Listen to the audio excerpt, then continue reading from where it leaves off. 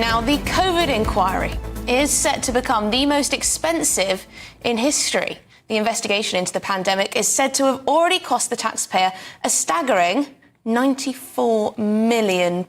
Wow. That could buy, I don't know, 1 year of Gary Lineker, couldn't it? A few houses in South Ken.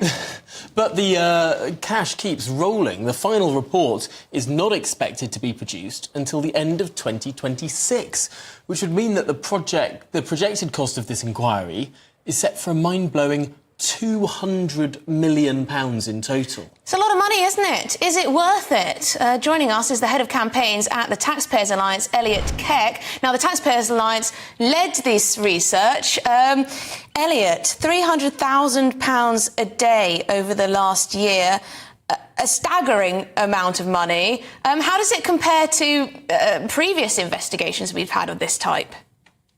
Oh, listen, it's far, far higher. The only one that comes close is the inquiry into child sex abuse, but that went on for about double the amount of time. When you look at the total inquiry, the other really concerning thing is that these costs are actually accelerating. So if you look from the start in summer 2022, the average cost, the average spending has been £136,000 a day. But in the latest financial year, it was £200,000 a day. You then add to that the cost to the civil service, i.e. not the COVID inquiry, but to the civil service of, for example, preparing witnesses and preparing evidence, and that's an additional £100,000 a day. So these costs are spiralling completely out of control. Impacted by inflation but well. Elliot, who's getting all this money? Is it going to lawyers? I mean, where's it going?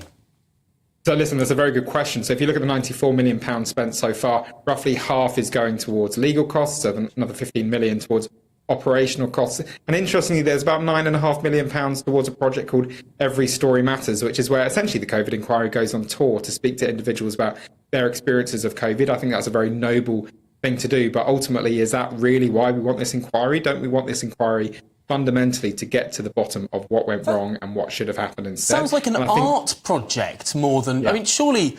Yeah, an inquiry should be about decisions that were made in government. I mean, yes, it matters how it affects people. That's not going to affect... I mean, hearing someone be very sad about what happened is not going to affect sort of how we prepare for the next thing.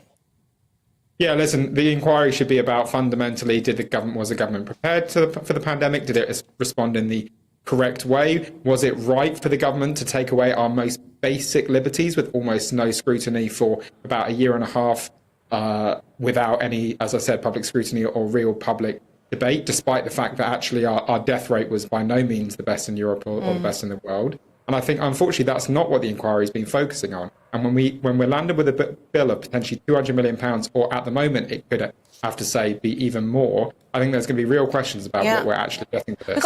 We've got two issues really running in parallel. The cost of this all and whether it's actually going to find out what we all want it to find out, or at least examine those issues. I'm reading here that Lord Savile of Newdigate, who carried out the Bloody Sunday inquiry, said this is a necessary expense. He says it's got to be thorough, it's got to be fair, this takes time and expertise, that's expensive.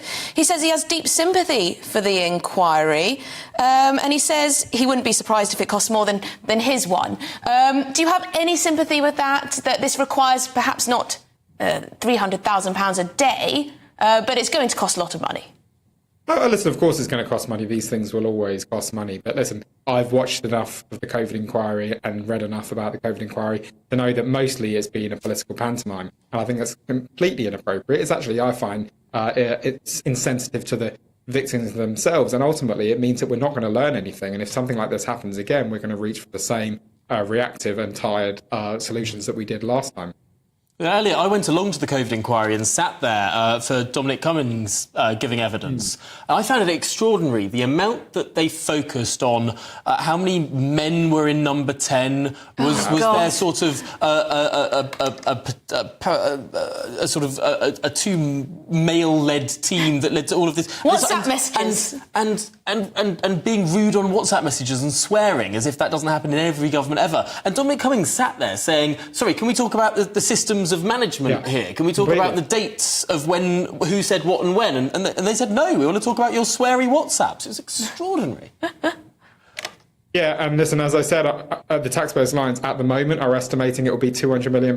That's based on extrapolating a cost per day so far. But as we've discussed, that cost per day is accelerating, which means that if it continues to accelerate, that £200 million could actually look like quite a serious underestimate. Yeah, a huge amount of money, a huge expense. And I imagine not all of the British public are signed up to the benefits of this. Anyway, thank you, Elliot Keck from the Taxpayers Alliance.